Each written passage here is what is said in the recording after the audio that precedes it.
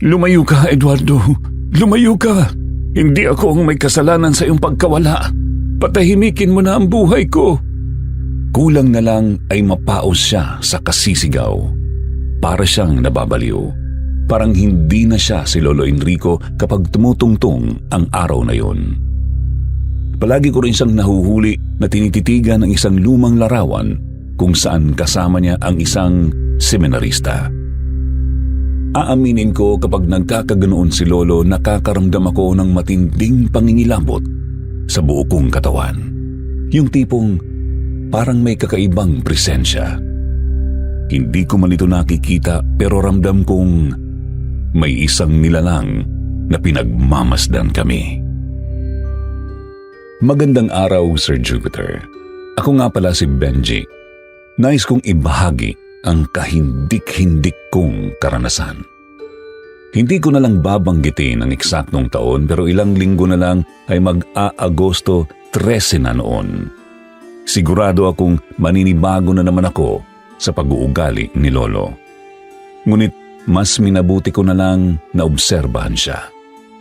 Hindi ko na siya pinipilit na inkwento ang tungkol sa kanyang kinatatakutan. Mula pa noong maliit pa ako, kinukulit ko na siya tungkol doon. Wala naman akong napapala, sa halip binabago niya lang ang kwento. Siya nga pala lumaki ako sa piling ng lolo at nakatira kami noon sa Laguna. Ang nanay ko kasi ay namatay noong isilang ako sa mundo. Samantalang si tatay ay nag-asawa na ng iba at kahit kailan hindi na nagpakita pa. 4 na taon lang ako nang iwanan ako ni tatay kay Lolo. Balita ko pa nga kay Lolo may matinding galit sa akin si tatay. Yun nga ang dahilan. Namatay ang asawa niya dahil sa akin. Ako ang sinisisi. Kaya kahit na gusto ko siyang makita ng personal, isinasantabi ko na lang ang hangarin kong yun. Hindi ko na pinapangarap pang maramdaman kung paano magkaroon ng ama dahil batid ko namang sobra siyang galit sa akin. Natanong ko nga rin noon si Lolo kung maging siya ay sinisisi ako sa pagkawala ni nanay. Para sa mga hindi nakakaalam, anak niya kasi ito. Ang tugon niya sa akin ay hindi. Walang may kagustuhang mangyari yun. Dagdag pa niya huwag kong itatak sa isipan ko na ako ang may kasalanan dahil siya ang totoong may kasalanan. Masamang karma niya ang naging dahilan ng pagpanaw ng kanyang nag-iisang anak. Mula nang mangyari ang karanasan niyang yon, parang sunod-sunod na kamalasan na ang dumapo sa kanya. Nag-usisa ako kung ano ba talaga ang nagawa niyang kasalanan, ngunit palagi lang naman niyang itinitikom ang bibig sa tuwing nagtatanong ako.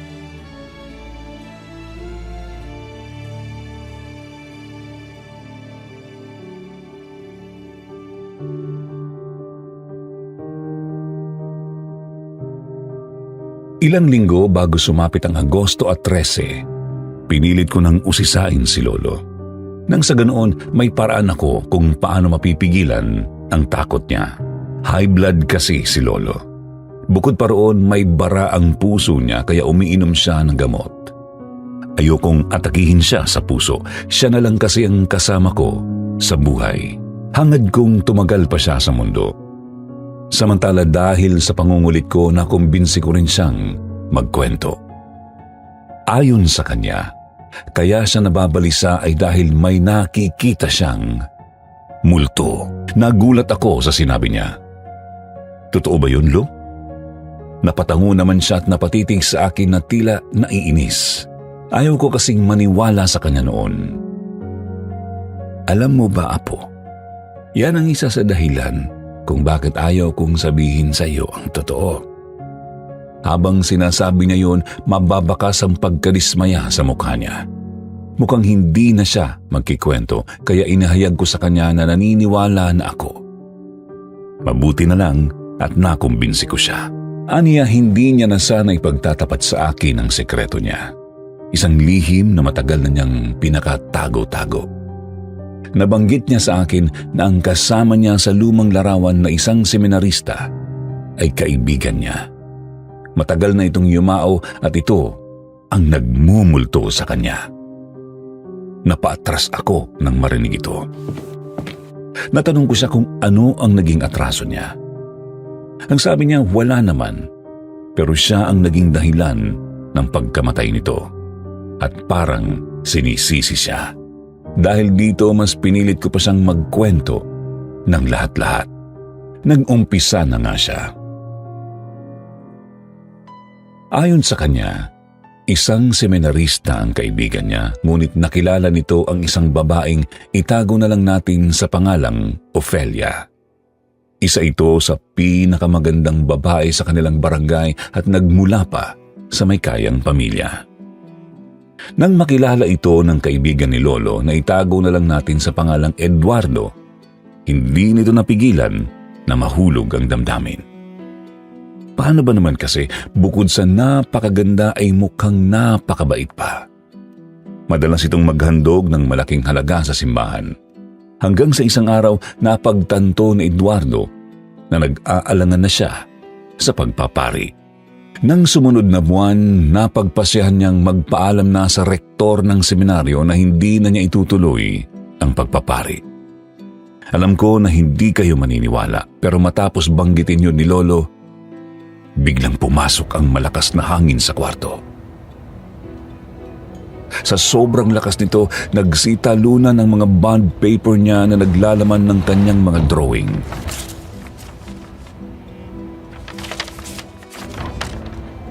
Dahil dito, napansin ko uli na nininervyos siya. Kaya pinakalma ko siya at pinilit na magkwento uli. Kinilabutan ako noon, Sir Jupiter, dahil namimilog ang mga mata ni Lolo. May tinitingnan ito sa tapat ng bintana. Wala naman akong nakikita, kaya nanginginig pa ang boses ko nang magtanong kung ano ba yon. Pero nabigla ako nang bigla siyang sumigaw at pinalalayas ako. Parang nawala na naman siya sa katinuan, kaya naisipan kong lisanin na ang kwarto. Pero bago ako umalis, tumingin ako sa labas ng bintana. Wala talaga akong nakita. Ang ipinagtataka ko pa, saan nanggaling ang malakas na hangin na pumasok? May kapitbahay kasi kami, Sir Jupiter. Mataas ang pader nito dahil malaki ang bahay. Pero inaamin ko, nagsitindigan ang mga balahibo ko sa katawan nang sumilip ako sa labasan kahit magdadapit hapon pa lang noon. Dahil sa patuloy na pagsigaw ni Lolo at dahil ayaw ko ng iskandalo, naisipan ko nang lumabas. Pinaalalahanan ko na lang siya na huwag tingnan kung ano man ang nakikita niya. Nang makalabas na ako ng kwarto, napuna ko na may isang drawing niya sa bond paper na nasa labas. Pinulot ko ito at tiningnan. Nagulat ako, Sir Jupiter. Paano ba naman drawing yun ng isang binatang nakasuot ng pang-seminaryo? Naliligo sa dugo at dilat na dilat ang mga mata. Ang lubos ko pang ikinasindak, nasa labas ito ng bintana.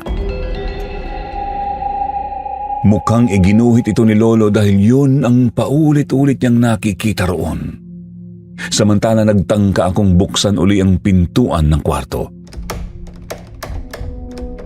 Pero napagtanto kong nakalak na ito. Ayokong may masamang mangyari sa kanya kaya kinalabog ko ang pintuan upang buksan niya ito. Bigla na lang sumigaw si Lolo. Aniya hindi niya isinara ang pintuan, kusa lang itong nangyari. Dagdag pa niya, hayaan ko na lang siya at magiging ayos rin daw ang lahat. Kahit sobrang nag-aalala, sinunod ko na lang ang pakiusap niya. Inulit ko ang paalala na huwag niyang titignan kung ano man ang nakikita niya upang hindi siya matakot. Nagpunta naman ako sa likod ng bahay upang sunugin ang drawing niya. Kinuha ko ang lighter sa bulsa at sinunog ang papel. Maniwala man kayo o hindi, matapos itong masunog, muling umihip ang malakas na hangin. Ang kaibahan lang ay may narinig akong bulong. Hindi malinaw ang salita pero alam kong nanggagaling yun sa isang lalaki. Dali-dali akong pumasok sa bahay at kinatok ang pintuan ni Lolo. Sa kabutihang palad, pinagbuksan niya ako. Hindi pa man ako nakakapagtanong, inunahan na niya ako at sinabing ayos lang siya. Iwanan ko na muna daw siya at wag na wag ng pag-usapan ang tungkol doon. Nakita ko namang nasa mabuti siyang kalagayan. Siya nga pala, nakakalakad pa si Lolo. Baka akalain ninyong naka-wheelchair siya. Iniwanan ko na siya at pumasok sa sarili kong kwarto. Naisipan kong matulog na, total ay nakapagluto na rin ako. Magigising na lang ako kapag nakaramdam ng gutom.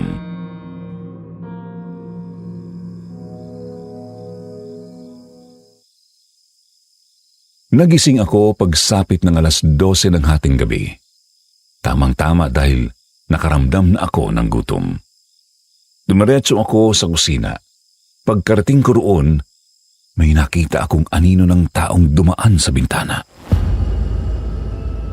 Sa isip ko, baka si Lolo ito at nagpapahangin. Para makasigurado, binuksan ko ang pintuan ng kusina.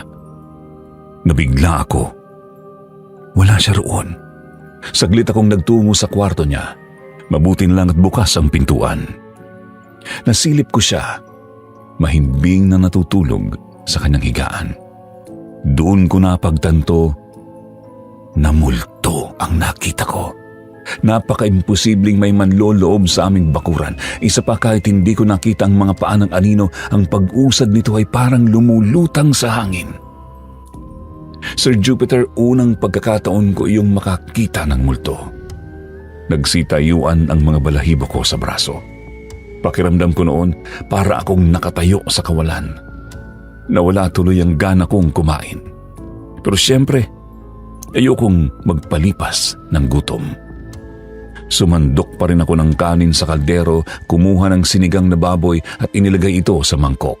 Napagpasyahan kong sa kwarto ko na lang kumain. Napagtanto ko kung paano ang pakiramdam ng makakita ng multo. Ewan ko kung pareho tayo ng nararamdaman kapag natatak. Nung na-realize kong multo yun, nagsitayuan rin ang buhok ko sa ulo, tapos may kakaiba kang maaamoy. Hindi maipaliwanag na amoy. Parang nakalanghap ako ng abo pero hindi naman ako nabahing. Kumbaga, amoy lang ng nitso. Ganoon ang nararanasan ko kapag nasa mataas ng antas ng takot. Mabuti na lang, Sir Jupiter, nakakain pa rin ako ng maayos ng gabing yon. Nalalasahan ko pa rin ang ulam. Dumating na ang August 13. Kakauwi ko lang mula sa trabaho nang marinig kong umuungol si Lolo. Parang sobrang nahihirapan siya. Kinabahan ako kaya agad ko siyang pinuntahan. Nakita ko siyang nakatitig muli sa bintana. Pero sa pagkakataong yun, wala akong nakikita. Nasaksihan ko kung paano siya nakasapo sa kanyang dibdib habang nanlalaki ang mga mata. Paulit-ulit niyang binabanggit ang Eduardo, hindi ko tinapos ang buhay mo. Ikaw ang gumawa noon. Lalong lumakas ang kanyang pag-ungol. Halata na hirap siya sa paghinga. Ako naman ay labis nang nag-aalala. Pinaalalahanan ko siyang pumikit na lang upang hindi niya makita ang kung anuman ang nandoon. Pero hindi ko inaasahan. Huli na pala ang lahat. Isang mahabang ungol ang pinakawalan ni Lolo kasabay ng pagkawala ng kanyang ulirat. Nang pulsuhan ko siya, dito ko napagtanto ang masaklap na katotohanan. Patay na siya. Siyempre, umiyak ako. Siya lang kasi ang nakagisnan kong kasama sa buhay. Tapos isang araw, bigla na lang siyang nawala. Napakasakit para sa akin. Kahit na merong kakaibang ugali si Lolo kapag tumutungtong ang August 13, hindi mabubura sa puso ko na naging mabuti siya sa akin. Hindi lang bilang lolo, kundi bilang magulang. Siya ang nagpuno ng pangungulila ko sa ama't ina, Sir Jupiter. Malaki ang naging sakripisyo niya para lang buhayin ako at mapagtapos sa pag-aaral. Samantala, sa bahay ibinurol si Lolo. Siyempre dumalo ang mga kamag-anak, pati na rin ang mga kaibigan ko at mga kaibigan ni Lolo. Nagsipuntahan sila upang masilayan ang kanyang mga labi. 1 linggo at mahigit siyang ibinurol. Makaraan ito, inilibing na siya sa sementeryo. Ilang araw akong nagluksa. May mga pagkakataong hindi ako pumapasok sa trabaho. hanggang sa isang araw naisipan kong basahin ang diary ni Lolo. Natuklasan ko ito sa kanyang aparador. Noong nabubuhay pa siya, parang may nais siyang sabihin sa akin. Umaasa akong dito ko matatagpuan ang kasagutan. Hanggang sa nabasa ko ang nais niyang ipabatid. Ayon sa tala-arawan, ang kaibigan niyang seminarista ay pinagtangkaang abusuhin si Ofelia. Ayaw niyang konsintihin ang ginagawang kasama nito kaya nagtungo siya sa mga magulang ni Ofelia upang isumbong ito. Galit na galit naman ang ama ng dalaga na isang kapitan ng barangay noong panahong yun. Dahil dito nagtungo ito sa malapit na simbahan sa lilim ng isang malaking punong nara. Doon nasaksihan ng ama ni Ofelia ang pagtatangkang pang-aabuso kay Ofelia. Ngunit hindi ko inaasahan ang sunod kong mababasa, Sir Jupiter. Hindi inakala ni Lolo na may sukbit palang baril ang ama ni Ofelia. Itinutok niya ito kay Eduardo at saka pinaputukan. Kumalat ang dugo sa lupa dahil sa ulo siya tinamaan. Sa itsura ni Eduardo noon, wala ng pag-asang mabuhay. Hindi nagtagal, binawian siya ng buhay. Mabuti na lang at hindi natuloy ang masamang balak niya kay Ofelia. Ngunit sindak na sindak ang dalaga sa bangkay ni Eduardo. Hindi siya sanay makakita ng bangkay, lalo na ang isang namatay sa marahas na paraan. Dahil sa nagawa ng ama ni Ofelia, nakulong ito kahit pamalinaw na may kasalanan si Eduardo. Nakapatay pa rin siya ng tao. Mula noon, palaging sinisisi ni Lolo ang sarili sa pagkamatay ni Eduardo. Lumipas ang isang taon. Simula noon, palaging nagpaparamdam sa kanya ang yumaong seminarista. Mas lalong lumalala ito tuwing sumasapit ang Agosto at 13. Paano ba naman kasi? Sa tuwing sumasapit ang gabi, nagpapakita ito sa kanya sa isang kalunos-lunos na anyo. Dahil dito matagal na panahon ding nabuhay sa takot si Lolo. At hindi ko akalain na pati ako ay pagpapakitaan rin ng multong yun. Nagsimula ito, Sir Jupiter, isang gabi habang naliligo ako sa banyo. Habang nagsashampoo ako ng buhok, bigla kong nakaramdam na parang may nakatayo sa harapan ko. Isang figurang nakasuot ng itim na sutana. Hindi ako makatingin ng diretso dahil nga may ginagawa ako. Ang pagkakaalala ko noon, nakatitig lang ako sa sahig habang kinukuskus ko ang ulo ko. Ngunit batid kong nakalutang ito sa hangin. Kahit hindi ako direktang nakatingin, nababanaag ko sa gilid ng aking mata ang multong yun. Nagbanlaw muna ako ng buhok. Nang matanggal na ang bula, mabilis akong napasulyap sa harapan ko. Wala naman akong nakita. Ngunit naramdaman ko ang kakaibang hangin na dumampi sa balat ko. Hindi na ako nagtaka kung saan ito galing. Mataas ang bintana ng paliguan at imposible namang pumasok ang hangin mula sa pintuan lalo't nakasarado ito. Binilisan ko ang paliligo at nang matapos agad akong lumabas ng banyo. Mabuti na lang at hindi na ito nasundan. Ngunit makalipas ang 2 araw, nangyari ito kahit tirik ang araw. Nagbibihis na ako noon ng uniforme para sa trabaho nang biglang may nangyari. Paano ba naman kasi ang kutsilyong nakapatong sa cabinet ay kitang-kita kong bahagyang lumutang. Saglit lang yun, mga ilang segundo lamang bago ito bumalik sa dati. Nangangamba na ako, baka sa susunod mas umangat na ito at baka may mangyaring masama sa akin. Dahil dito, gumawa na ako ng plano. Nagtungo ako sa boss ko at nag-file ng isang buwang bakasyon. Balak kong pumunta sa Cavite upang lutasin ang misteryong ito. Nang sa gayon matantanan na ako ng multo. Dahil nakita naman ng boss ko kung gaano ako kahusay sa trabaho at dahil kailanman ay hindi pa ako nag-a-absent, agad niya akong pinayagan. Sa paggalis ko sa Laguna, dinala ko ang lumang larawan na palaging tinititigan ni Lolo. Pagdating ko sa Cavite, agad akong naghanap ng mauupahang bahay. Sa kabutihang palad, agad naman akong nakahanap. Sa pagkakataong yun, sinimulan ko na ring hanapin ang lugar sa lumang larawan. Ang lugar kung saan may punong nara na malapit sa simbahan. Ngunit nang magtanong-tanong ako sa mga taga roon, wala ni isa mang nakakaalam. Ibig sabihin, malayo pa pala ang lugar na yon. Napagtanto kong napakalawak pala ng Cavite. Dahil dito napagpasyahan kong magtungo sa palengke upang doon magtanong-tanong. Ngunit bago yon napansin ko kung gaano kaganda ang merkado. Malapit ito sa dagat kaya tiyak na sariwa ang mga isdang tinda.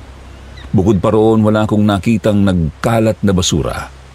Maayos din ang pagkakalinya ng mga tindero at maluwang ang pathwalk. Samantala, isang magandang babae ang napansin kong nakatingin sa akin. Isa siyang tindera ng prutas. Lumapit ako upang magtanong dahil malakas ang pakiramdam kong alam niya ang lugar na nasa lumang larawan. Magalang ko siyang binati at sakay pinakita ang larawan. Saglit siyang natahimik. Mababakas sa kanyang mukha ang pagkabigla. Maya-maya pa napatingin siya sa akin at dito niya binanggit kung saan matatagpuan ang lugar na yon. Nagpasalamat ako sa babae. Pero sa unang pagkakataon may naramdaman akong kakaiba sa kanya. Hindi dahil sa takot, kundi dahil sa labis na paghanga. Kahit na hindi ko pa siya ganap na kilala, nararamdaman kong mabait siya at may mabuting puso. Nagtataglay rin siya ng kakaibang karisma na kahirap ipaliwanag. Mayroon siyang simpleng kagandahan. Kahit na nahihiya ako, natanong ko ang pangalan niya. Nagpakilala siya bilang Kimi. Siyempre, sinabi ko na rin ang pangalan ko. Tinanggap niya ang pakikipagkamay ko. Doon ko naman natuklasan kung gaano kalambot ang kanyang palad hanggang sa nagpaalam na ako. Ngunit bago pa ako makalayo, may binanggit si Kimi, Sir Jupiter. Mag-iingat po kayo kung ano man ang motibo niyo sa pagpunta roon. Mukhang may nagpaparamdam na hindi matahimik na kaluluwa. Nanlaki ang mga mata ko nang marinig yun sa kanya. Mukhang may nalalaman siya tungkol sa kasaysayan ng lugar. Napagpasyahan kong wag na siyang istorbohin lalo na't maraming customer ang nakapila sa kanya. Tutal alam ko na rin naman ang daan patungo roon. Sumakay ako ng jeep hanggang sa makarating sa destinasyon ko. Sa wakas, nasilayan ko ng malapitan ang nakita ko sa larawan. Isang matandang puno ng nara. Ang balat nito ay magaspang at puno ng mga bitak. Ang mga dahon naman kahit luntian ay may kakaibang katahimikan, parang may misteryong nakatago. Ang lilim nito sa halip na magbigay ng ginhawa ay nagdudulot ng malamig na pakiramdam sa balat. May isang kakaibang aura na bumabalot sa puno. Isang bagay na hindi maipaliwanag ngunit nagdudulot ng hindi mapakaling takot. Parang may isang bagay na nagmamatsyag sa likod ng makakapal na dahon. Samantala ang simbahan naman ay may kalumaan na pero maayos pa rin ang istruktura. Matibay at matatag. Sa kagustuhan kong makamit ang katahimikan, nagsalita ako ng mag-isa sa lugar na yon. Mabuti na lang at walang gaanong taong dumadaan. Sinabi ko, lubayan mo na ako. Wala akong kasalanan sa iyo at hindi pa ako ipinapanganak noong panahon na yun. Nagsumbong lang si Lolo sa mga magulang ni Ofelia. Nais lang niyang tulungan ang babae. Dagdag ko pa, alagad ka pa naman ng simbahan, dapat sana'y puro kabutihan ang ginagawa mo. Bakit mo pati nang kang abusuhin si Ofelia? Matapos kong banggitin yun, umuwi na ako, Sir Jupiter, sa tinutuluyan ko. Umaasa akong lulubayan na ako ng multo. Pero doon ako nagkamali. Isang gabi habang nanonood ako ng telebisyon, may nakita ako sa gilid ng mata ko. Mula sa labas ng bintana, may dumaan. Nakasuot ng itim. Ang nakakagimbal, parang pahalang ang pag-usad nito na tila ba nakaharap sa akin. Dahil sa nangyari, saglit kong pinatay ang telebisyon. Kahit natatakot ako, gusto kong siguraduhin kung ano yon. Ako kasi yung klase ng tao na kapag hindi hinaharap ang kinatatakutan, mas lalong nasisindak. Ewan ko ba, basta nababawasan lang ang takot ko kapag natiyak ko na kung ano ang nagpapagulo sa isipan ko. Lumabas ako. Wala akong nakita, kaya bumalik ako sa loob. Dumadagundong ang dibdib ko nang mapansin kong patay na ang ilaw sa may salas hanggang sa kumurap-kurap ito.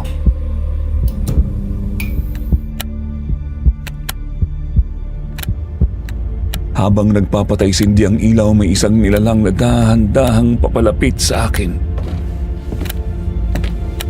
Isang maputlang lalaki. Nakasuot ng itim na sutana. Hindi sumasayad sa sahig ang kanyang mga paa. Nakalipa ang mga braso at walang makikitang mukha sa kanyang ulo. Napasigaw ako. Kahit lalaki ako, hindi ko napigilang gawin yun. Bigla na lang sumindi ng tuluyan ng ilaw. Hindi na ito kumukurap, kaya naman dali-dali kong sinarado ang pintuan.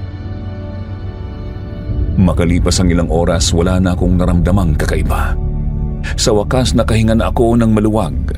Dumiretso ako sa kwarto upang magpahinga. May pupuntan pa kasi ako kinabukasan.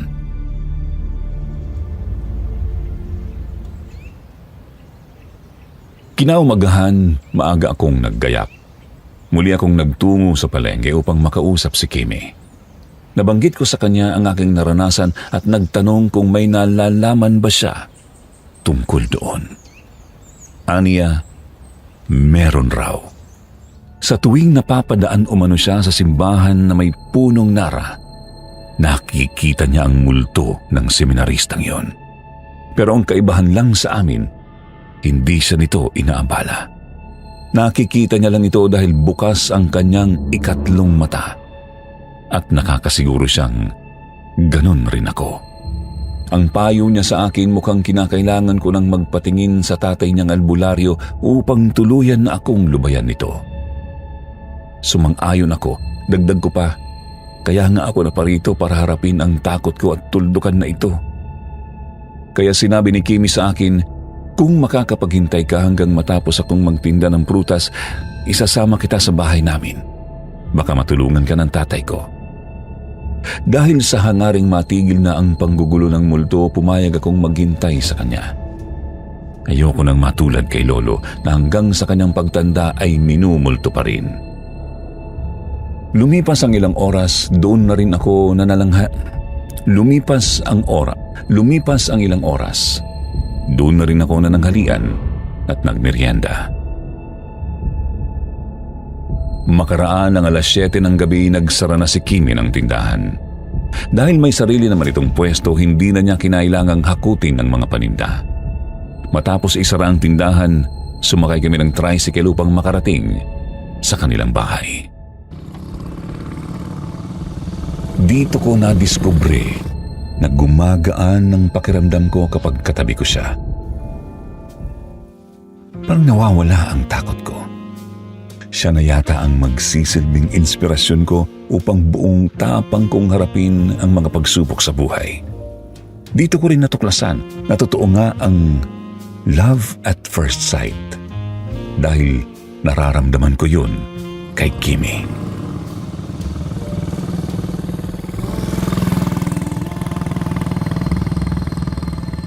Makalipas ang 20 minuto, nakarating na kami sa kanilang bahay. Medyo may kalakihan ito dahil 2 palapag ang bahay nila. Pinapasok naman ako ng dalaga. Pagkapasok namin, sinalubong kami ng isang matandang lalaki. Tinawag niyang anak si Kimi, kaya nakasiguro akong siya ang ama nito. Naitanong nito kung ano ang kailangan ko. Agad ko namang sinabi na humihingi ako ng tulong dahil ginagambala ako ng isang multo. Tumango siya at sinabing ikwento ko ang lahat-lahat. Yun naman ang agad kong ginawa. Matapos akong pakinggan, may ibinigay siyang payo. Siya pala si Mang Arturo, ang ama ni Kimi. Sa oras na magpakita uli sa iyo ang multo, tanungin mo kung ano ang kailangan niya. Tumayo siya at naglakad papunta sa isang lumang aparador, tila may hinahanap. Mukha kasing may hinihingi siya sa iyo. Dahil dito, may ibinigay sa akin si Mang Arturo upang hindi na ako gambalain ng multo. Isa itong anting-anting, ang medalyon ni San Benito na pangontra sa anumang masamang elemento o espiritu.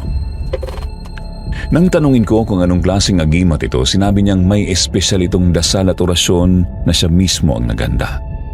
May taglay na itong kapangyarihan upang lumayo sa akin ang multo ni Eduardo. Naniniwala pa si Mang Arturo na isa ng kampon ng dilimang dating seminarista. Sa laki ng kanyang pagkakasala sa Diyos, marahil ay hindi siya tinanggap sa langit, kaya hanggang ngayon, hindi pa rin siya matahimik. Mula noon, hindi ko na hinubad ang kwintas. Dito rin nagsimula ang pagkakaibigan namin ni Kimi. Sa kabila ng suot kong medalyon, patuloy ko pa rin nararamdaman ang presensya ng multo. Hindi ko na siya nakikita pero alam kong nariyan lang siya. Sa puntong ito napagtanto kong hindi ko siya basta-basta mapapataboy. Napagdesisyonan kong hindi na muna umuwi hanggat hindi niya ako nilulubayan. Nang muli siyang magparamdam, hinanap ko ang lakas ng loob na tanungin siya, "Ano po ba talaga ang kailangan mo?" Sa halip na sumagot, isang malakas na hangin ang umihip sa paligid ko. Napapikit ako sa biglang bugso nito. Ilang saglit pa bigla kong nakaramdam ng matinding antok. Hindi ko na napigilan ang sarili ko. Pumasok ako sa kwarto at nahiga. Sa hindi malamang dahilan, isang bangungot ang bumalot sa akin. Sa panaginip ko, naglalakad ako sa gitna ng kadiliman nang bigla akong matalisod sa isang bagay. Pumintig ang puso ko. Hindi ito bato. Malambot-lambot ito pero may kakaibang pakiramdam. Dahan-dahan ko itong sinalat ng kamay. Nang maramdaman kong may malapot na likido, napasinghap ako. Inilapit ko ito sa ilong ko. Amoy dugo. Kasabay noon, isang mahinang bulong ang narinig ko mula sa bagay na yon. "Pagbabayaran mo ito. Pinatay mo ako, hayop ka!" Napabalikwas ako ng bangon, hinihingal. Lumingon-lingon ako sa paligid. Nasa kwarto pa rin ako. Panaginip lang. Pero bakit parang totoo? Hindi na ako nakatiis. Kinaumagahan agad akong dumiretso kay Mang Arturo at isinalaysay ang lahat ng nangyari. Nakangunot noo siyang nakinig. Ang mga daliri niya ay naglalaro sa anting-anting na nakasabit sa kanyang leeg. Saglit siyang nag-isip bago bumigkas. Mabigat ang boses. Mukhang malakas na espiritu ang nakasagupan natin. Sandali siyang tumitig sa akin, waring nag-aalangan bago muling nagsalita. Hindi lang ito basta kaluluwa. May ibang kumukontrol sa kanya. Napalunok ako. Sino? Mariing umiling si Mang Arturo. Bumuntong hininga bago tumingin sa akin. Hindi isang demonyo, iho. Tiyak na isang mangkukulam. Isang bihasa sa mahikang itim. Napatigil ako. Hindi ko akalaing may kakayahan ang isang mangkukulam na kontrolin ang isang kaluluwa, lalo na ang mga nakalagak sa purgatorio. Mukhang nakokontra ng medalyon ang mahika niya. Dagdag pa ni Mang Arturo. Kaya kahit papano, nakakagawa pa rin siya ng paraan para makipag-ugnayan sa iyo. Muling kumabog ang dibdib ko. Paano ko po siya matatalo? Nag-alangan si Mang Arturo. Hindi agad sumagot. Bumuntong hininga siya at saka umiling. Di ko alam, iho. Baka ako pa ang mapahamak kung susubukan kong kalabanin siya. Nagpumilit si Kimi. Tulungan natin siya, tay. Mahigpit niyang hinawakan ang braso ng kanyang ama. Kailangan nating tapusin to. Talagang kinukumbinsi ni Kimi ang kanyang tatay. Mahahalata sa mukha niya ang matinding pagmamalasakit sa akin. Kaya sa bandang huli napilitan si Mang Arturo. Mag-iisip na lang siya ng panibagong alas para matunton ng makungkukulam. Yun ay walang iba kundi ang pagpapalipad ng uwak. Napakunot noo ako sa narinig at agad siyang tinanong, Paano po natin mauutusan ng itim na ibon? Napangiti siya at sinagot ako ng may kumpiyansa. Parang wala kang tiwala sa akin ah. Tumikim siya at tumingin sa akin ng seryoso. Gagamit ako ng karunungang itim. Dahil dito napatango na lang ako. Nakiusap siya na tulungan ko siyang manghuli ng uwak. Sumang-ayon na lang ako lalo na kung ito ang magiging susi para makalaya ako sa sumpa. Nagbitag kami ng uwak sa may kakahuyan. Pinalad naman kaming makahuli ng isa kahit inabot kami ng ilang oras. Inuwi na namin ang uwak. Kahit may karunungang lihim si Mang Arturo, hindi niya ito ginamit sa panghuhuli ng ibon. Paliwanag niya hindi natatalab ang orasyon kung sa una pa lang ay ginamit na niya ang kanyang kapangyarihan. Isa raw ito sa patakaran ng paggamit ng karunungang lihim. Pagbalik namin sa bahay, sinalubong kami ni Kimi na nakangiti. Natutuwa siya dahil nagtagumpay kami sa paghuli ng ibon. Nagsindi si Mang Arturo ng 3 berdeng kandila at nagbigkas ng mga orasyon sa loob ng kalahating oras. Matapos nito, pinatakan niya ng kaunting langis ang isang maliit na prutas at ipinalamon sa uwak. Agad namang nilunok yun ng ibon. Pagkatapos binilungan niya ito bago pinakawalan. Saan man ito mapadpad, babalik ito dala ang sagot sa ating hinahanap. Ani Mang Arturo, hintayin mo lang. Habang hinihintay namin ang pagbabalik ng uwak, pinasya ni Kim na ipasyal ako sa likod bahay nila. Namangha ako sa aking nakita. May pond pala ng mga isda. May pond rin para sa mga pagong at may iba't ibang klase ng gulay na tanim doon sa likuran. Makalipas ang 2 oras, bumalik na ang uwak. Agad itong dumapo sa balikat ni Mang Arturo. Wari parang tao kung kausapin niya ang ibon. Ilang saglit pa, pinatawag niya ako. Alam ko na kung saan natin siya matatagpuan. Aniya, nung gabing ito mismo, pupuntahan natin siya. Naiwan si Kimi sa bahay. Pinag-ingat niya kami bago kami umalis. Sa kabila ng panganib na aming susuungin, hindi ko may paliwanag ang saya ko. Mukhang nag-aalala si Kimi para sa akin. Sana matapos na ang kababalaghang ito. Gusto ko nang mamuhay ng normal. Sumakay pa kami ng jeep bago makarating sa naturang lugar. Bumaba kami sa tapat ng isang payak na bahay. Napatingin ako kay Mang Arturo at nagtanong, "Dito na po ba?" Tahimik siyang tumango. "Tahimik ka lang, Aniya. Ako na ang kakausap." Tumango na lang ako at sinundan siya papunta sa pintuan. Nang kumatok siya, dahan-dahang bumukas yun. Lumabas ang isang matandang babae at tiningnan kami ng may pagtataka. "Anong kailangan ninyo?" tanong niya. Diretsong sinabi ni Mang Arturo ang aming sadya. Natanong pa niya kung kaano-ano niya si Eduardo, isang seminaristang matagal nang yumao. Saglit na nag-isip ang matanda bago tumango. "Kilala ko siya, Aniya." May bahid ng sama ng loob sa tinig. "Noong dalaga pa ako, sinubukan niya akong abusuhin." Nanlaki ang mga mata ko sa narinig. Base sa mga kwento ni Lolo tungkol sa nakaraan, mukhang ito nga si Ofelia. Sinigurado ni Mang Arturo kung tama ang hinala niya. Muling tumango ang matanda. "Bakit mo ito ginagawa?" usisa ni Mang Arturo. "Bakit mo kinukuha ang mga kaluluwa mula sa purgatorio?" Napangisi ang matandang babae. "Gusto kong maghiganti," sagot niya ng malamig. "Kahit patay na siya, hindi na mabubura ang galit ko." Nagtaka si Mang Arturo. "Pero sa pagkakaalam ko, hindi natuloy ang ginawa niya sa iyo, Aniya." "Bakit? Kahit sa pagkamatay niya, matindi pa rin ang iyong puot." Narinig ang mahinang buntong hininga ng matandang babae bago ito nagsalita. "Ang kasalanan kasi nito sa akin ay walang hanggang kapatawaran, anito." Dito nagsimulang magkwento si Aling Ofelia. Ayon sa kanya, nakita ng kanyang nobyo ang paghalik sa kanya ng isang seminarista. Mali ang naging interpretasyon ng lalaki.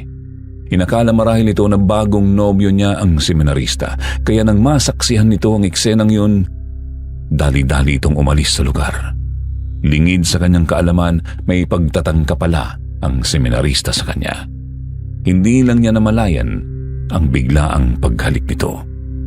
Susundan sana ni Ofelia ang binata upang magpaliwanag, ngunit pinigilan siya ng seminarista. Dito na siya tuluyang pinagtangkaan. Mahal na mahal niya ang nobyo at mula nang mangyari yun, hindi na ito nagparamdam pa. Marami pa naman siyang pangarap para sa kanilang pagsasama, ngunit kailanman ay hindi na ito mangyayari dahil sa kagagawan ng makasalanang seminarista. Mula nang mawala sa piling niya ang kasintahan, naging miserable ang kanyang buhay at nawalan ng kulay ang kanyang mundo. Kaya naman isinusumpa niya si Eduardo, kahit na isa lamang itong kaluluwa. Ibinulgar pa ni Aling Ofelia na matagal na umano siyang nag-aaral ng itim na karunungan. Ito ang matagal ng sikreto ng kanilang pamilya. Ngayon na isa na siyang matandang babae, na abot na niya ang pinakamataas na antas ng kaalaman. Nagagawa na niya ang mga bagay na imposible para sa karamihan. Dahil dito nakiusap si Mang Arturo na itigil na niya ang ginagawa. Nadadamay na kasi ako. Nanlaki ang mga mata ni Aling Ofelia. Kahit na kontrolado ko ang kaluluwa, hindi ito makakaperwisyo ng ibang tao. Anito, ang kaluluwa lang mismo ang pinahihirapan, hindi ang iba. Hindi niya binanggit kung paano niya ito pinahihirapan, ngunit malakas ang kutob niyang mayroong demonyong gumagaya sa kaluluwa ni Eduardo. Wala raw siyang kinalaman doon. Dahil dito natanong ko sila kung paano mapipigilan ang demonyong yun. Napatitig sa akin si Mang Arturo. Mukhang nakukulangan ka na sa pananampalataya sa Diyos dahil sa pagkamatay ni Lolo. Aniya, yun marahil ang dahilan kung bakit dinidemonyo ka. Ganito umano ang nangyayari kapag puno ng kadiliman ng isipan at malayo ang loob sa Diyos. Dapat ko na raw tanggapin ang pagyaon ni Lolo at magbalik loob sa Panginoon. Yun lamang ang magiging susi para lubayan ako ng masasamang espiritu. Inaamin kong tama si Mang Arturo. Nung pumanaw si Lolo, patawarin man ako ng Diyos, ngunit parang hindi ko na nararamdaman ang kanyang presensya. May sama ako ng loob sa kanya. Nawala na rin ako ng pag-asa sa mundo dahil si Lolo lang naman ang palagi kong kasama sa buhay. Doon ko napagtanto na ang mga nakararanas ng depresyon ay mas madaling lapitan ng negatibong enerhiya at masasamang espiritu. Kaya siguro may mga nagpapakamatay dahil sa udyok ng demonyo. Dahil dito, mas nagpumilit si Mang Arturo na magbalik loob ako. Nakikita naman niya na nagsasabi ng totoo si Aling Ofelia, kaya pinakiusapan na lamang niya ito na itigil ng pagpapahirap sa kaluluwa ni Eduardo. Tila pinakinggan siya ng matandang babae. Pakiramdam ko ay napagbayaran na niyang kasalanan niya sa akin. Anito, pag-iisipan ko ito. Agad akong nagpasalamat kay Aling Ofelia. Ngunit may isa pang problema. Ang masamang espiritu.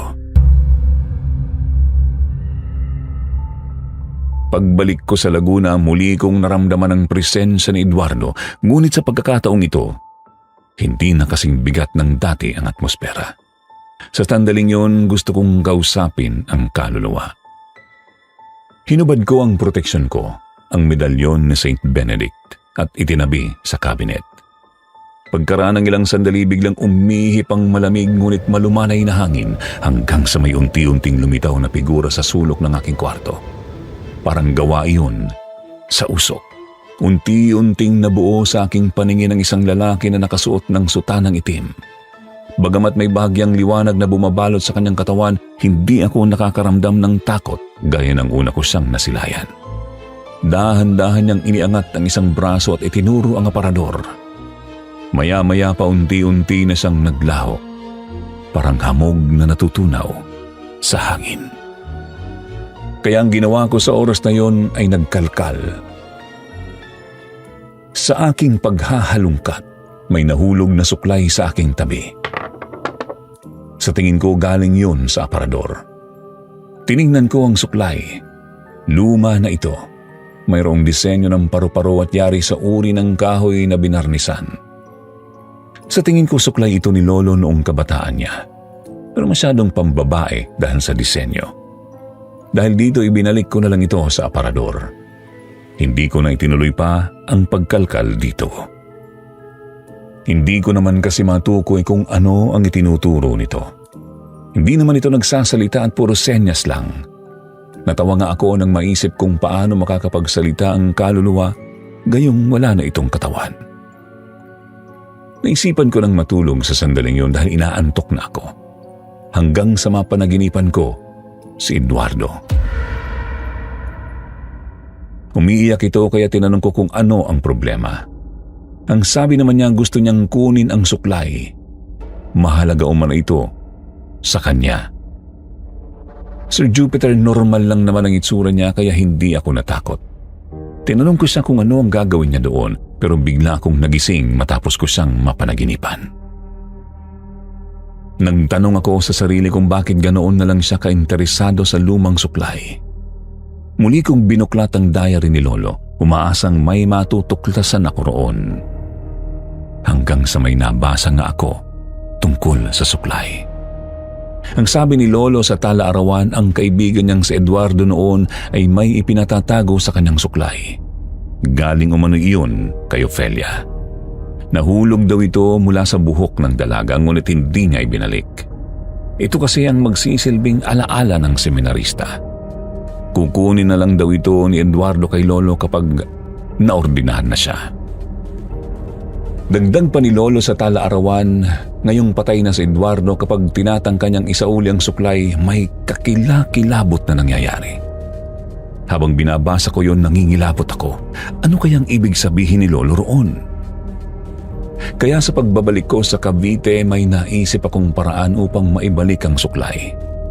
Tutal mukhang hindi na ito kailangan pa ni Aling Ofelia. Ililibing ko na lang ito sa puno ng nara na malapit sa simbahan kung saan namatay si Eduardo.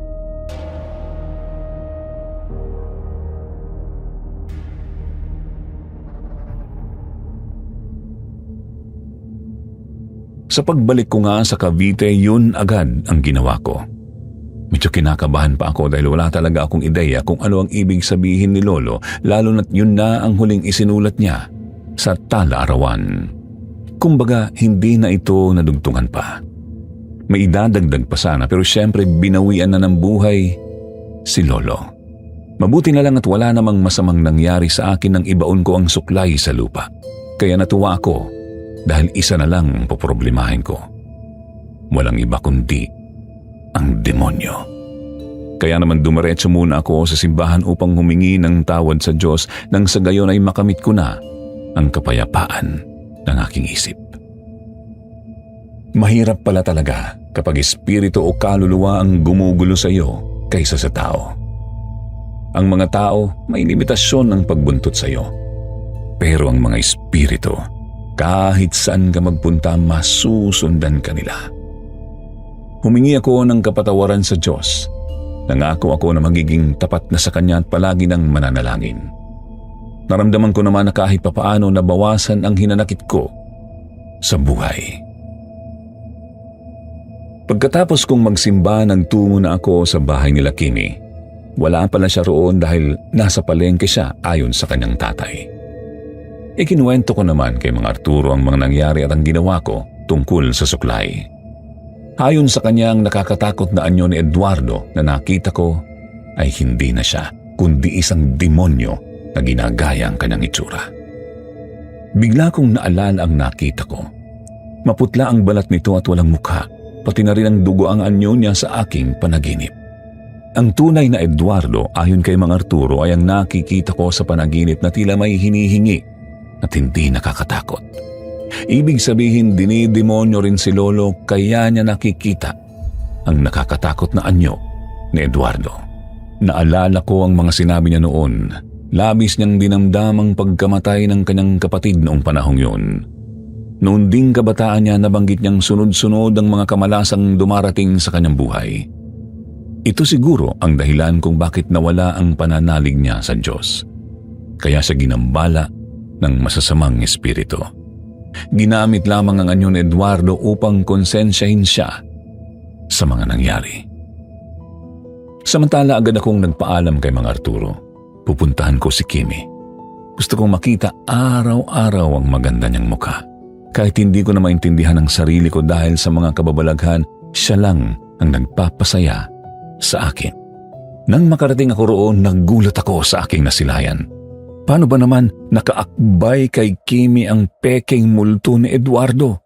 Gaya ng dati maputla ang buong katawan nito, nakasuot ito ng itim na sutana at walang kahit anong mukha sa kanyang ulo. Nagtaka ko dahil sa pagkakaalam ko may ikatlong mata rin si Kimi. Pero sa sandaling yun parang hindi niya ito nakikita. Tinawag ko siya. Bigla namang naglaho ang nakakatakot na kaluluwa. Sinabi ko kay Kimi ang nakita ko. Ayon sa kanya nakikita rin niya ito pero hindi niya lang ito pinapansin. Nagtaka ako. Natanong ko tuloy siya kung bakit ginagambala rin siya ng masamang espiritu gayong nananalig naman siya sa Diyos. Napatingin siya sa akin at marahang tumango. Tila hindi rin niya alam ang dahilan. Nabanggit ko sa kanya na nagsimba ako at ang hinihingi ni Eduardo na ibigay ko na. Natuwa naman si Kimi nang marinig ito sa akin. Mukhang patatahimikin na ako ng totoong Eduardo. Ang poproblemahin ko na lang ay yung isa.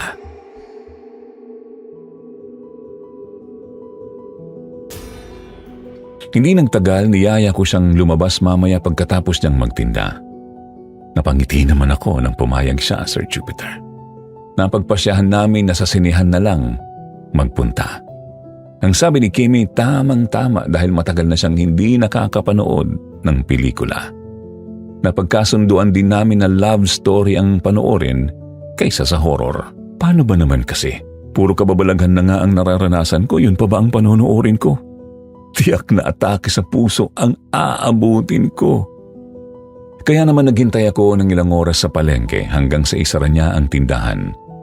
Mabuti na lang at may silya roon, kaya hindi ako masyadong nangangawit.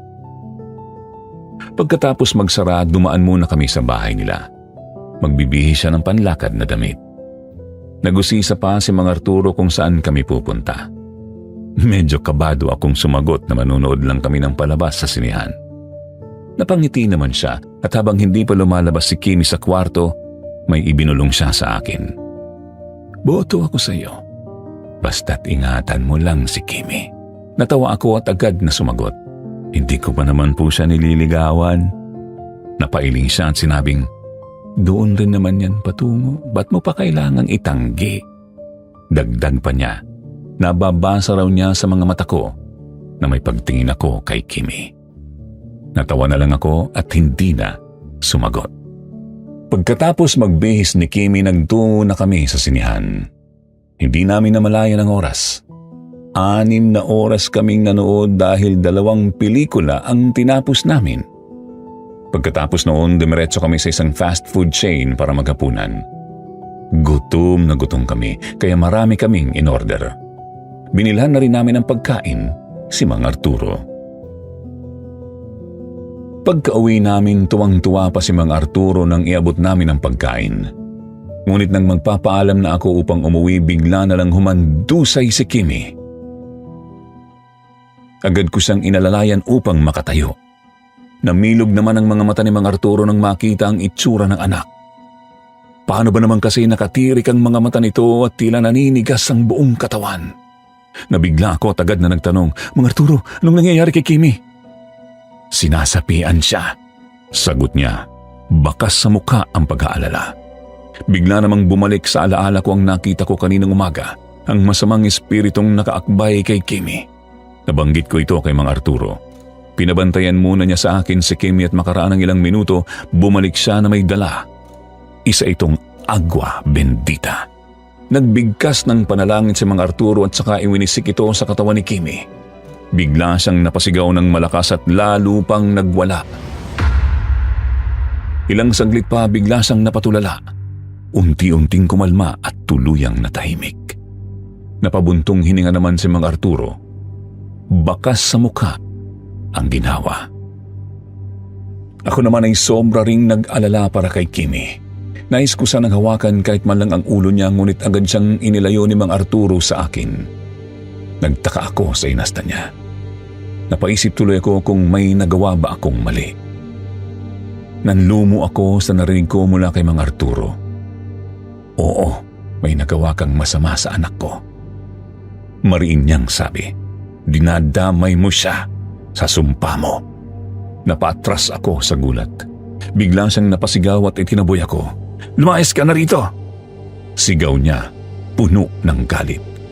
Hindi ko napigilan ang sarili kong magtanong. Ba't po kayo ganyan? Kanina lang sabi niyo boto kayo sa akin. Oo, nabanggit ko nga yun. Sagot niya, boto sana ako sa iyo kung wala kang dalang kamalasan. Mahigpit ang tingin niya sa akin. Tila ba isang masamang espiritu rin ako sa paningin niya. Nakikiusap ako sa iyo, lumayas ka na! Mariing utos niyang muli. Pero hindi ko sa pinakinggan. Alam kong yun na ang huling pagkakataon kong makatapak sa bahay nila, kaya bago ako umalis, ipinagtapat ko na kay Kimi ang tunay kong nararamdaman. Kimi, mahal kita. Nilingon ko siya pero nakatulala lang siya at tila nanghihina pa. Kung pupunta ka sa tinutuluyan ko, patuloy ko, ibig sabihin tinatanggap mo rin ang pagmamahal ko. Tahimik lang siya. Wala akong narinig na kahit isang salita mula sa kanya. Samantala si Mang Arturo ay galit na galit pa rin. Pinagmumura niya ako, pilit akong pinalalayas. Napagpasyahan kong umalis na lang. Ayoko nang lumala pa ang gulo. Habang naglalakad ako palayo, napaisip ako. Mukhang tama si Mang Arturo. Mukhang may dala nga akong kamalasan. Ewan ko ba kung bakit ko ito nararanasan. Siguro dahil sa hindi ko paniniwala sa Diyos. Kaya tuloy lumalapit sa akin ang negatibong enerhiya. Kaya dapat magbalik loob na ako.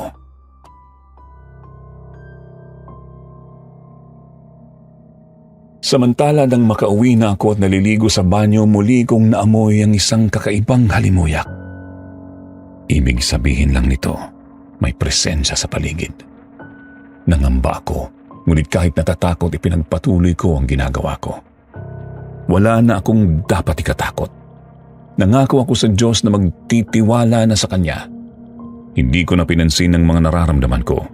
Kumikilos ako ng normal at sa mga sandaling yun tila naglaho na ang takot sa puso ko. Ginawa kasi akong manhid ng mga sinabi ni Mang Arturo. Mas natatakot pa ako sa posibilidad na lumayo sa akin si Kimi kaysa sa isang demonyo. Matapos maligo, nagpunas ako ng katawan at nagtapis ng tuwalya. Nang paalis na ako sa banyo, bigla akong nakarinig ng isang bulong mula sa likuran ko. Napamulagat ako. Dito ko napagtanto na ang isang demonyo lamang ang may kakayahang magsalita kahit espiritu lang ito. Iwasan mo na ang dalaga. Bulong nito, kung ayaw mong may mangyaring masama sa iyo at sa kanya. Kapuutan mo ulit ang Diyos. Kinilabutan ako. Dahan-dahan akong lumingon upang tingnan ang pinagmulan ng tinig. Nagimbal ako sa aking nakita. Si Kimi. Pero hindi ito ang Kimi na kilala ko. Ang katawan niya, kahawig na kahawig niya, ngunit wala itong mukha. Mas lalong nanindig ang mga balahibo ko nang mapansin kong hindi sumasayad ang kanyang mga paa sa sahig. Dahil sa matinding takot, mabilis akong lumabas ng banyo at isinara ito na mariin. Napasandal ako sa pinto, habol-habol ang hininga. Taimtim akong nagdasal, pilit hinihingi ang tulong ng Diyos. Hanggang sa bigla na lamang akong nakaramdam ng kapayapaan. Kinabukasan, nagtungo ako sa palengke kung saan naroon ang tindahan ni Kimi. Pero wala siya roon. Nagtanong ako sa tindahan sa tabi nito kung bakit hindi siya nagbukas ng pwesto. Namukhaan ako ng tindera. Aba, ikaw yung manliligaw ni Kimi, di ba? Aniya. Bakit? Hindi mo alam ang nangyari sa kanya? Napakunot ang noo ko. Nawawala siya. Dagdag pa ng Ale. Kahit tatay niya yung albularyo, hindi rin siya makita.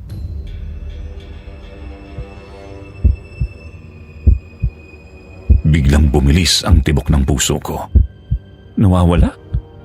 Usisa ko. Bakit? Kailan pa? Ayon sa Ale, nagtanong daw si Mang Arturo sa kanilang kapitbahay kung nakita nito si Kimi nung nagdaang gabi. Ang sagot, oo. Akala nila ay pupunta lang kung saan. Pero may napansin silang kakaiba. Parang wala raw sa sarili ang dalaga. Naglalakad ito, pero nakatulala lang. Nagpasalamat ako sa Ali at dali-daling nagtungo kay Aling Ofelia. Alam kong siya lang ang makakatulong sa akin. Bago ko ilahad ang aking pakay, natanong ko muna siya tungkol sa kaluluwa ni Eduardo. Pinalaya niya na po ba siya? Tanong ko. Oo, sagot niya. Pinatawad ko na siya. Napagbayaran na niya ang kanyang kasalanan. Nakahinga ako ng maluwag. Matapos yun, agad kong sinabi kay Aling Ofelia ang tungkol kay Kimi. Alam kong siya lang ang makakatukoy kung nasaan ito dahil sa kanyang kaalaman. Napakunot ang noo ng matanda sa aking salaysay. Bigyan mo ako ng litrato niya. Aniya, agad kong kinuha ang cellphone ko at ipinakita ang selfie naming dalawa noong huli kaming gumala. Ipinikit niya ang kanyang mga mata at saka nagbulong ng mga orasyon. Maya-maya lang may ibinulong siya sa akin na isang lugar. Doon mo siya matatagpuan, Aniya. Inaalihan nga talaga siya ng demonyo. Kailangan na siyang maagapan. Magsama ka ng isang pari. Napatango ako. Bakit po hindi na lang si Mang Arturo ang humingi ng tulong sa pari? Tanong ko. Malalim ang naging buntong hininga ng matanda bago sumagot. Dahil isa rin siyang gumagamit ng itim na karunungan. Sagot niya, wala siyang kakayahang magpalabas ng demonyo.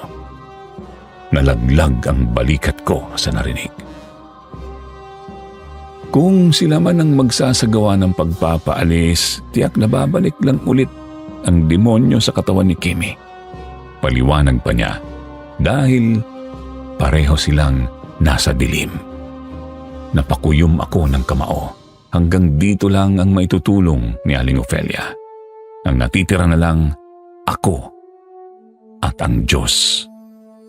Nagpasalamat ako kay Aling Ofelia at agad kong tinungo ang lugar na itinuro niya. Hindi ko inaasahan na isang haunted house pala ang kinaroroonan ni Kimi. Pagpasok ko sa loob, agad kong naramdaman ang kakaibang presensya. Pakiramdam ko ay nauubusan ako ng lakas sa bawat hakbang na aking ginagawa. Ngunit alang-alang kay Kimi, pinilit kong lumakad pa rin. Ilang sandali lang naramdaman kong dumudugo ang aking ilong. Hindi ko alam kung bakit, kaya pinunasan ko na lamang ito. Bigla na lamang bumagsak ang pintuan sa likuran ko dahilan upang kumabog ng malakas ang dibdib ko.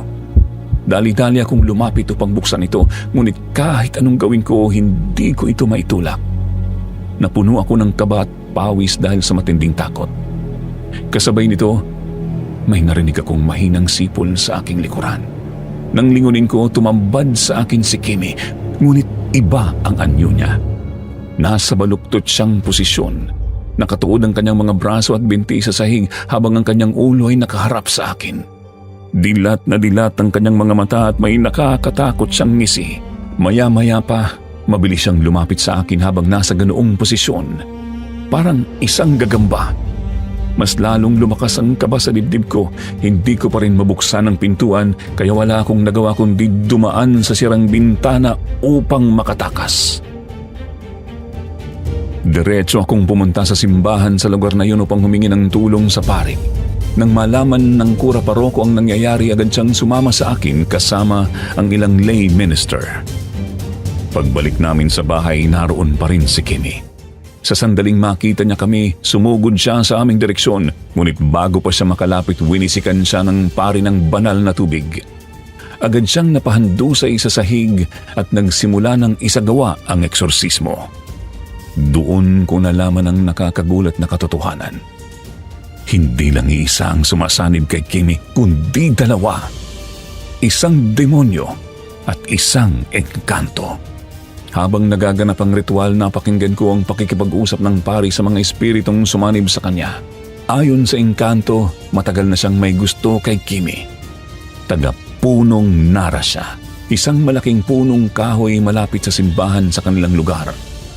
Noon pa man nang minsang mapadaan si Kimi roon, naakit na ang engkanto rito. Sa labis niyang pagseselos sa akin at sa kagustuhang protektahan si Kimi mula sa demonyo, pinili niyang sapian ang katawan nito. Samantala ang dahilan naman ng pagsapi ng demonyo ay mas malala. Gusto nitong kitilin ang buhay ni Kimi. Balak nitong kontrolin ang kanyang katawan upang mawalan ako ng inspirasyon sa buhay. Hanggang sa tuluyan akong malugmok sa kalungkutan at mapuot muli sa Diyos. Doon ko lalo napagtanto ang malaking pagkakaiba ng dalawang espiritu. Ang engkanto, bagamat mali ang kanyang ginawa, ay may dahilan na maaaring maunawaan: pag-ibig at selos. Samantalang ang demonyo ay walang ibang layunin kundi maghasik ng kasamaan, sirain ang buhay ng tao at ilayo ako sa Panginoon. Lalo akong napuno ng galit sa masamang espiritu. Hindi ako papayag na manaig ang kadiliman. Kung wala lang siguro ng engkanto ang sumapi kay Kimi, tiyak na nagawa na ng demonyo ang kanyang hangarin. Mabuti na lang at may pumipigil sa kanya. Nagpatuloy sa pagwisik ng banal na tubig ang pari habang binibigkas ang makapangyarihang panalangin. Samantala mahigpit namang hinawakan ng mga lay minister ang kanyang mga braso at binti. Kahit napakalakas ni Kimi dahil sa mga sumanib sa kanya, nagawa pa rin siyang pigilan ng mga alagad ng simbahan. Halos 1 oras ang itinagal ng ritual bago tuluyang napalayas ang mga espiritu at bumalik sa normal si Kimi. Hinahabol niya ang kanyang paghinga nang tuluyang mawala ang sumanib sa kanya. Nang makita niya ako, agad siyang napaluha. Nilapitan ko siya at niyakap ng mahigpit. Gumanti rin siya ng yakap sa akin. Ramdam ko ang takot at panghihina sa kanyang katawan. Mabuti na lang at may dala akong mineral water sa bag ko. Ibinigay ko ito sa kanya at agad naman siyang uminom. Samantala tinanong kami ng pari kung taga saan kami. Sinabi ko naman ang aming pinanggalingan. Pinayuhan niya akong iuwi na si Kimi. Tiniyak niya sa akin na wala nang manggagambala sa kanya sapagkat ang Panginoon na mismo ang nagpalayas sa mga masasamang espiritu. Ang pari ay naging kasangkapan lamang sa kanyang gawain. Bago kami umalis, pinayuhan rin niya akong magbalik loob sa Diyos upang makaiwas sa anumang masasamang espiritu sa hinaharap. Nangako naman ako sa pari na gagawin ko yon. Buong puso akong nagpasalamat sa kanya at pati na rin sa mga lay minister. Wala silang ibang bukang bibig kundi ang iuwi na ang dalaga. Noong binanggit ni Father na nobya ko si Kimi, napatingin kami sa isa't isa. Medyo awkward para sa amin, pero ramdam ko na hindi lang ako ang kinikilig. Pati na rin siya. Agad ko nang inihatid si Kimi pauwi. Sinalubong kami ni Mang Arturo. Kanina pa pala siya naghihintay. Mukhang hindi niya natuntun si Kimi, marahil dahil parehong makapangyarihan ang mga sumapi sa anak niya. Agad kong ikinuwento sa kanya ang nangyari at sinigurado kong wala na siyang dapat ipag-alala. Dahil pari mismo ang nagsagawa ng eksorsismo, hindi na ito mauulit pa. Nagyakapan at nag-iyakan ang mag-ama. Matapos ang madamdaming sandali nilang dalawa, lumapit sa akin si Mang Arturo at humingi ng tawad sa mga nasabi niya noon. Hangad lang daw niya ang kaligtasan ng anak niya. Kasabay nito, nagpasalamat rin siya sa akin. Ngumiti lang ako at sinagot siyang wala na yun sa akin. Nagbiro pa nga ako. Basta ho, huwag niyo lang akong ilalayo kay Kimi. Natawa si Mang Arturo at sinabing, kahit maging mag-asawa na kami, wala akong magiging problema sa kanya. Napatingin ako kay Kimi at sabay kaming natawa. Mula noon, opisyal ko nang niligawan si Kimi. Siguro umabot lang ng 1 buwan bago niya ako sinagot. Dahil dito, tuluyan na akong nag-resign sa trabaho ko sa Laguna. Lumipat ako sa Cavite upang mas mapalapit kay Kimi. Nang maging magkarelasyon na kami, linggo-linggo kaming nagsisimba. Yun na mismo ang pinaka-date namin. Simula rin noon, hindi na namin naramdaman ang presensya ng masasamang espiritu o multo. Kahit ako, hindi na ginagambala ng demonyo o ng multo ni Eduardo. Marahil ay nakatawid na rin ito sa kabilang buhay. Huminto na rin si Mang Arturo sa paggamit ng itim na karunungan. Hindi man siya palasimba, nagbalik loob naman siya sa Diyos. Si Aling Ofelia naman, hindi ko alam kung tumigil na siya sa paggamit ng kakaibang kakayahan. Yun na rin kasi ang una at huli naming pagkikita. Sa Cavite na ako nanatili at minsan na lang akong bumibisita sa Laguna kasama si Kimi. Kapag dumadalaw kami roon, sabay kaming naglilinis ng bahay ni Lolo. Matapos noon, bumibisita kami sa sementeryo upang linisin ang puntod nina Lolo at Nanay. Habang inaayos ang puntod, napatingin ako sa langit at naisip ko ang lahat ng nangyari.